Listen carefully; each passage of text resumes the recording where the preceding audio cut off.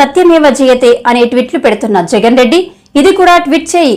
తిరుమల లడ్డు కోసం నువ్వు కల్తీ నెయ్యి సరఫరా కోసం ఎంచుకున్న ఏఆర్ డైరీ ప్లాంట్ లో గీ స్టోరేజ్ ట్యాంక్ కెపాసిటీ కేవలం 6 టన్నులు. టీటీడీకి సరఫరా చేసే నెయ్యి ట్యాంకర్ కెపాసిటీ 16 టన్నులు. అసలు ఏఆర్ డైరీ ప్లాంట్ లో ఉన్న గీ స్టోరేజ్ ట్యాంక్ కెపాసిటీ కేవలం 6 టన్నులు అయితే 16 టన్నుల ట్యాంకర్ ఎలా పంపిస్తున్నారు అని టీడీపీ నేత పట్టాభి ఫైర్ అయ్యారు. ఈ రోజున మీకు టెస్ట్ రిపోర్ట్ తిరుమల పైన ఉన్నటువంటి ల్యాబొరేటరీ టెస్ట్ రిపోర్ట్ ఏదైతే ఉందో దానికి సంబంధించినటువంటి కాపీ ఈ 4 లారీలు మొదట వచ్చినటువంటి 4 లారీలకు సంబంధించి టెస్ట్ రిపోర్ట్స్లో చాలా స్పష్టంగా ఇక్కడ మీరు చూసినట్లయితే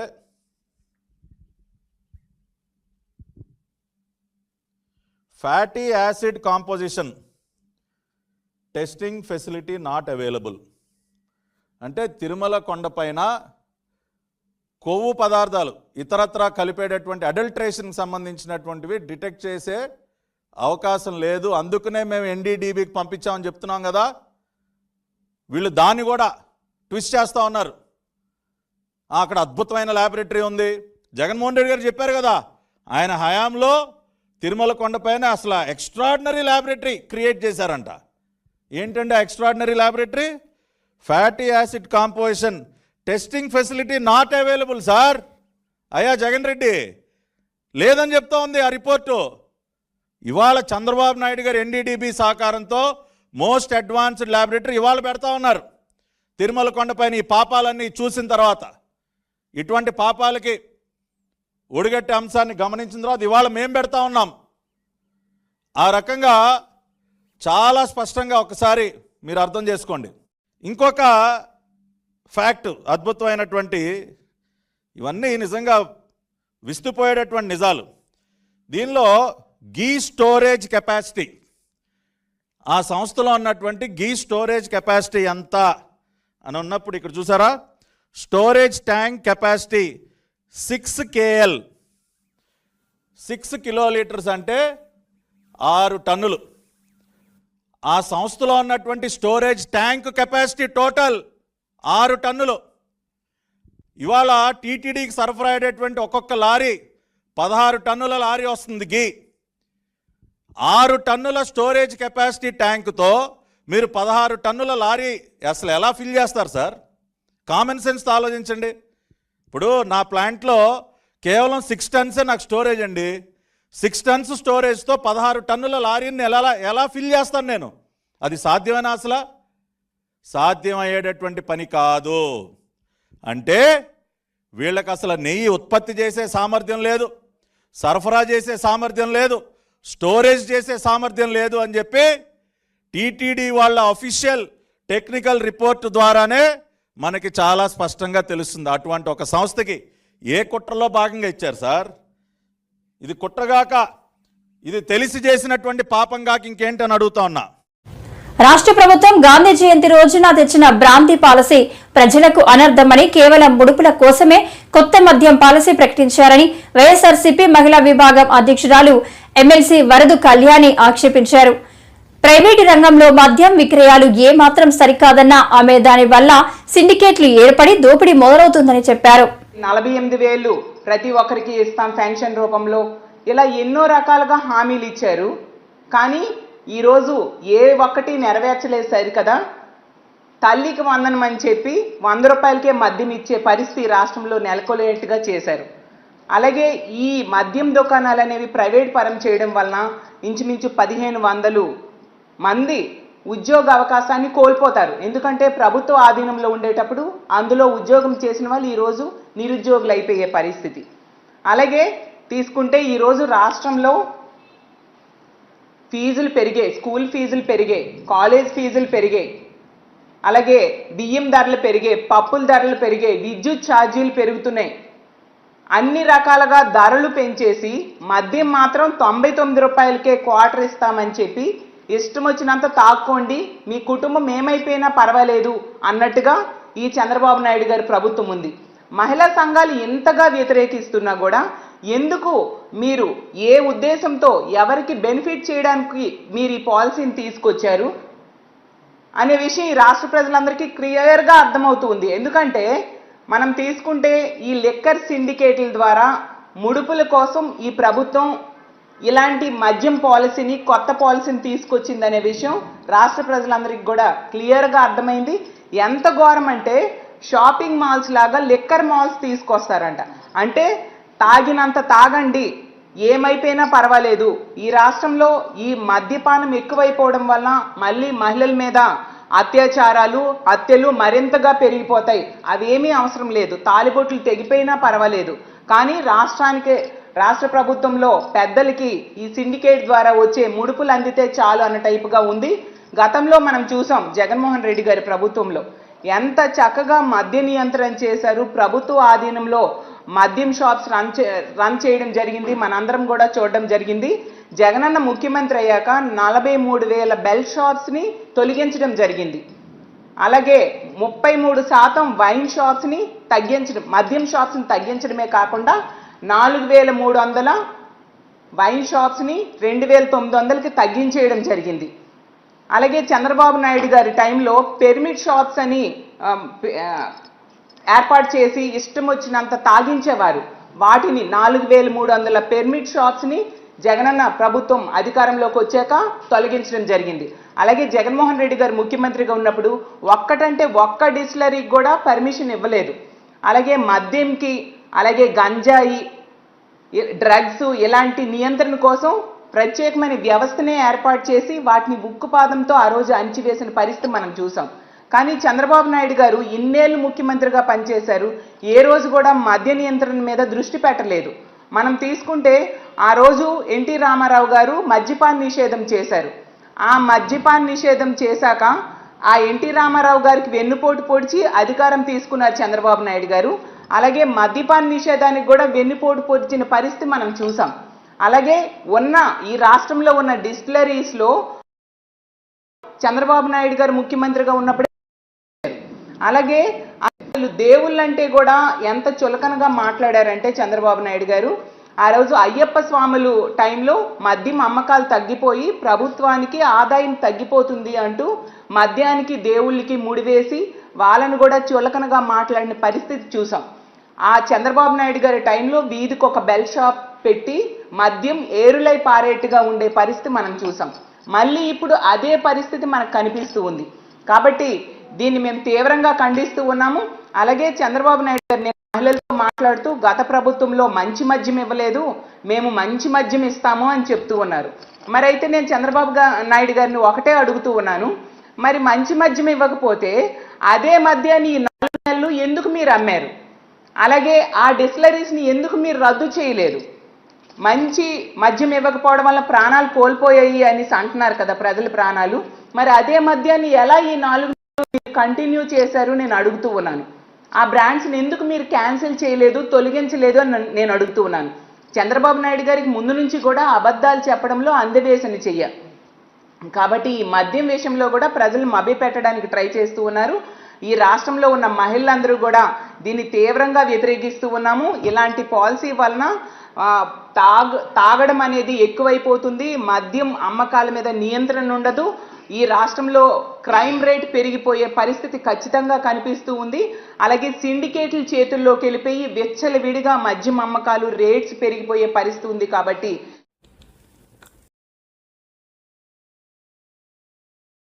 2025 డిసెంబర్ నాటికి పోర్టు పనులు పూర్తి చేస్తాం. ఇప్పటికీ బందర్ పోర్టు పనులు 24% పూర్తయ్యాయి. పనుల పురోగతిపై బందర్ పోర్టు అధికారులను అడిగి తెలుసుకున్న బందర్ పోర్టు పనుల విధానాన్ని మార్చడం నాకు ఇష్టం లేదు. పోర్టుకు అనుసంధానంగా వచ్చే పరిశ్రమలను ఆహ్వానిస్తాం. బందర్ పోర్టుకు అవసరమైతే ఇంకా భూసేకరణ చేస్తాం. ఇప్పుడే నేను మచిలీపట్నం పోర్టుకి వెళ్ళొచ్చాను, పోర్టు చూశాను, సర్ప్రైజ్ ఇన్స్పెక్షన్కి వచ్చాను. దగ్గర 3,669 కోట్ల రూపాయల ఖర్చుతో పీపీ మోడల్లో ఈ ప్రాజెక్ట్ పూర్తి అవ్వాలి. అక్టోబర్ 2025కే పూర్తి చేయాల్సిన అవసరం ఉంది. కానీ పనులు మాత్రం 26% ఇప్పటికి పూర్తయినాయి. 24% 865 కోట్ల రూపాయల వర్త్ పనులు పూర్తయినాయి. రేపు ఎల్లుండో డెవలపర్ని పిలిపించి గట్టిగా చెప్తాను. చెప్పి ఎట్టి పరిస్థితిలో 25కు పూర్తయ్యేట్టుగా ఈ ప్రాజెక్ట్ని స్పీడప్ చేస్తాం. దీంట్లో కూడా నేను అక్కడ పోయినప్పుడు ఒక నోటు కూడా ఇచ్చారు, చూశాను. గవర్నమెంట్ ల్యాండ్ ఒక 32 ఎకరాలు ఇవ్వాలి, ఒక 6 ఎకరాల 36 సెంట్లు అక్వైర్ చేయాలి. మొత్తం కలిసి ఈ ప్రాజెక్టుకి 38 ఎకరాల 36 సెంట్లు ఇవ్వాలి. అది కూడా కలెక్టర్కి చెప్పాను. ఆ వర్క్ కూడా ఇమ్మీడియట్ కంప్లీట్ చేస్తారు. ఇది అయిన తర్వాత ఇక్కడ మొత్తం స్టార్టింగ్ 4 బర్తలు వస్తాయి. అల్టిమేట్గా మాస్టర్ ప్లాన్లో 16 వరకు వెళ్ళే అవకాశం ఉంటుంది. ఫైనల్ ప్రాజెక్టులో 3696 ఎకరాలు ల్యాండ్ కూడా కావాలి. ఇప్పుడిప్పుడే స్పీడప్ అవుతుంది. దీన్ని పూర్తిగా ఇంకా స్పీడప్ చేసి మళ్ళీ ఈ ప్రాజెక్టు పూర్తయితే మచిలీపట్నానికి ఒక అభివృద్ధికి దోహదం చేసే అవకాశం వస్తుంది. రెండోది కూడా ఇది రాజధాని పోర్ట్. ఇది అమరావతికి దగ్గరుండే పోర్టు. ఒక 45 నిమిషాలు, 1 గంటలో ఇక్కడికి వచ్చే అవకాశం ఉంటుంది. కాబట్టి ఈ పోర్ట్ని అన్ని విధాలు అభివృద్ధి చేసుకుంటే ఈ ప్రాంత ప్రజలకే కాకుండా రాజధానికి కూడా ఎంతో ఉపయోగపడే పరిస్థితి వస్తుంది. దానికి కూడా స్ట్రీమ్ లైన్ చేస్తాం. ఎక్స్టర్నల్ రోడ్స్ కానీ, అదే మరి ఇక్కడ కావాల్సినటువంటి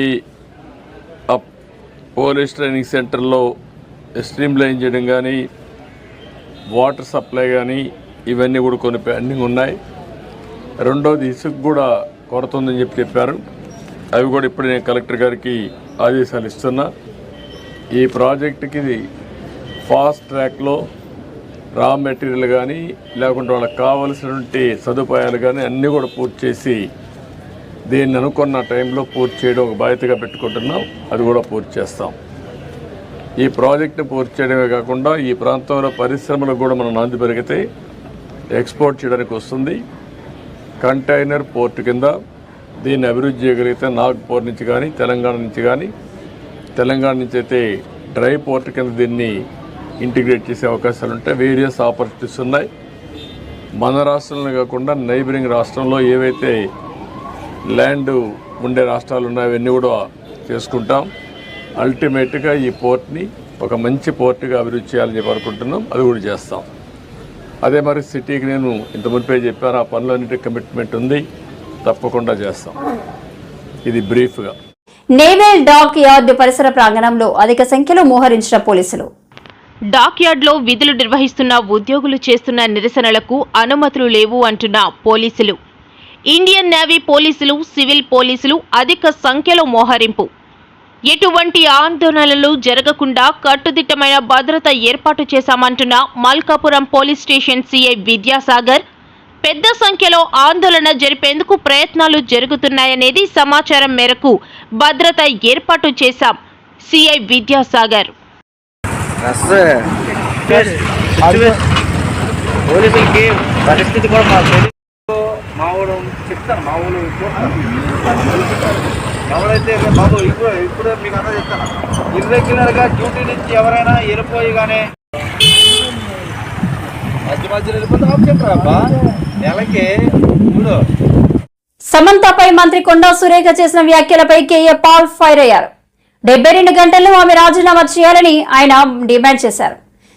పిచ్చివాగుడు వాగి సారీ చెప్తే కుదరదు, రాజీనామా చేయకపోతే లీగల్ గా ప్రొసీడ్ అవుతా అని కేఏ పాల్ అన్నారు. కొండా సురేఖ మాట్లాడిన మాటలు మతి భ్రమించి మాట్లాడిందా? ఏమైనా ఈ మధ్య ఎక్కువ డ్రగ్స్ హైదరాబాద్ లో వాడుతున్నారు, డ్రగ్స్ వాడుకొని మాట్లాడిందా?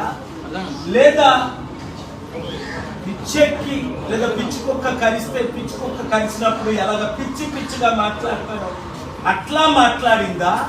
లేదా మేము అధికారంలో ఉన్నాం కదా, మేము ఏం మాట్లాడినా దాను నాగేంద్ర అసెంబ్లీలోనే బూతులు తింటే ఆయన్ని సస్పెండ్ చేయలేదు, నన్ను ఎవడేం చేయగలదు అని మాట్లాడిందా? ఏదేమైనా చట్ట విరుద్ధంగా ఆవిడ మాట్లాడింది. ఒకటో పాయింట్.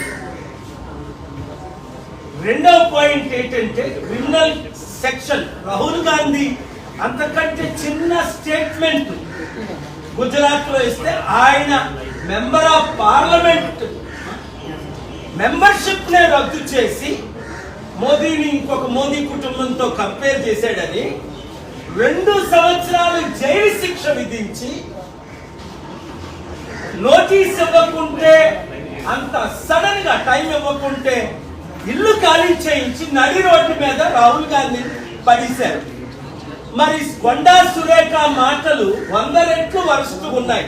ఒకటి, కాల్ ట్యాపింగ్ లో అప్పుడు కాంగ్రెస్ లో బీఆర్ఎస్ లో ఉన్న వారి వీడికి ఏమైనా ఇన్ఫర్మేషన్ ఇచ్చారా? ఇప్పుడు క్రిమినల్ ఇన్వెస్టిగేషన్ చేయాలి వీడి మీద ఇమీడియట్ గా. ఇప్పుడు కూడా డీజీపీ ఎందుకు ఆవిడని ఇమీడియట్ గా అరెస్ట్ చేయలేదు నోటీస్ ఇచ్చి?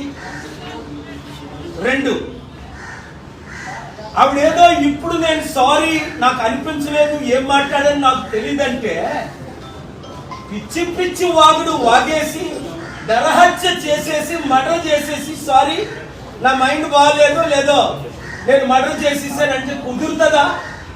ఇప్పుడు సమంతకి ఎంత హ్యూమిలియేషన్, సమంతకి ఎంత డిస్ట్రెస్. ఇదే అమెరికాలో అయితే 8,000 కోట్లు $1 బిలియన్ చిన్న యాక్సిడెంట్ జరిగితే $1 బిలియన్ జడ్జిమెంట్స్ ఉన్నాయి. లీగల్ ప్రాసిక్యూషన్ అంటే క్రిమినల్ ప్రాసిక్యూషన్, డిఫమేషన్ ఇవన్నీ ప్రిపేర్ చేశాను ఆల్రెడీ. ఒక 72 గంటల టైం ఇస్తున్నాను కొండా సురేఖ రాజీనామా చేయడానికి.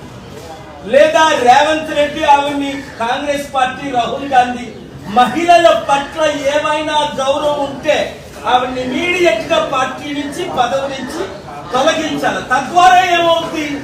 50% ఉన్న మహిళలకు మేము మహిళలను గౌరవిస్తున్నామని నోటీస్ పంపించడం. మీకు చిత్తశుద్ధి బయట లేకపోయినా ఉన్నట్టేనా వ్యవహరించండి. కనుక అధికారంలోకి వచ్చి 4 నెలలు అవుతున్నా బడ్జెట్ ప్రవేశపెట్టలేకపోతున్నారంటూ కూటమికి ప్రభుత్వంపై మాజీ సీఎం జగన్మోహన్ రెడ్డి మండిపడ్డారు. తాడేపల్లిలోని క్యాంపు కార్యాలయంలో గురువారం ఆయన ఉమ్మడి పశ్చిమ గోదావరి జిల్లా పార్టీ నేతలతో సమావేశమయ్యారు. తాజా రాజకీయ పరిణామాలపై చర్చించారు. మన 5 సంవత్సరాలలో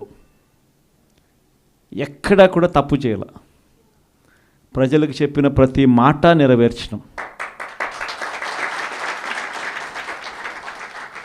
మేనిఫెస్టో అన్నది మామూలుగా రాజకీయ నాయకులకు మేనిఫెస్టో ఇస్తారు, ఎన్నికలు అయిపోయిన తర్వాత దాన్ని చెత్తబుట్టలో వేసే పరిస్థితి నుంచి మేనిఫెస్టో అన్నది ఒక డెఫినిషన్ ఇచ్చి, మేనిఫెస్టో అన్నది నిజంగా ఒక బైబిల్ అని, ఒక ఖురాన్ అని, ఒక భగవద్గీత అని ఒక డెఫినిషన్ దానికి ఇచ్చి మొట్టమొదటి రోజు నుంచి కూడా కారణాలు చెప్పకుండా, కారణాలు వెతుక్కోకుండా, కారణాలు చెప్పాల్సి వస్తే కనుక మన ప్రభుత్వంలో మనకున్న కష్టాలు బహుశా ఎక్కడా ఎప్పుడు చూసిండం. ఎప్పుడు చూడని కోవిడ్ లాంటి సమస్యలను కూడా ఎదుర్కొన్నాం. అది కూడా 2 ఏళ్ళు, అది కూడా 2 సంవత్సరాలు కోవిడ్ లాంటి సమస్యలు ఎదుర్కొన్నాం. కానీ ఎప్పుడు కూడా ఒకటే చెప్పా, మనల్ని ప్రజలు ఓటేశారు, మనం ఎన్నికలప్పుడు ఈ మేనిఫెస్టో రిలీజ్ చేసినాం, మనం ఇచ్చిన మాట మరో 30 సంవత్సరాల పాటు మన బాటను నిర్దేశిస్తుంది అని చెప్పి. అని ఎప్పుడు కంప్లైంట్ అనేది ఎక్కడ చేయాల, పలానోడు అది చేశాడు, పలానోడు ఇది చేశాడు అని చెప్పి ఎప్పుడు కారణాలు వెతుక్కోలే, పలానా సమస్యలు ఉన్నాయని చెప్పి ఏ పొద్దు కారణం చెప్పాల. ఎప్పుడు కూడా ముఖాన ఎప్పుడు చిక్కటి చిరునవ్వే చూపించాం. ఆ చిక్కటి చిరునవ్వుల మధ్య ప్రజలకు మేనిఫెస్టోలో చెప్పిన ప్రతి హామీని కూడా ఇంతవరకు రాష్ట్ర చరిత్రలో ఎప్పుడు జరగలేదేమో. బడ్జెట్ కన్నా ముందే బడ్జెట్ ప్రవేశపెట్టేటప్పుడే ఒక క్యాలెండర్ రిలీజ్ చేసి, ఆ క్యాలెండర్లో ఇదిగో ఈ నెల ఈ పథకం ఇస్తాం, ఇదిగో ఈ నెల ఈ పథకం ఇస్తాం, ఇదిగో ఈ నెల ఈ పథకం ఇస్తామని చెప్పి పథకాలన్నీ సంవత్సరం పొడుగునా ఏ పథకం ఏ నెలలో ఇస్తామని చెప్పడమే కాకుండా ఆ నెలలో బటన్లు నొక్కి నేరుగా పథకాలు ఇచ్చిన పరిస్థితి బహుశా దేశ చరిత్రలో ఎప్పుడు జరిగింది.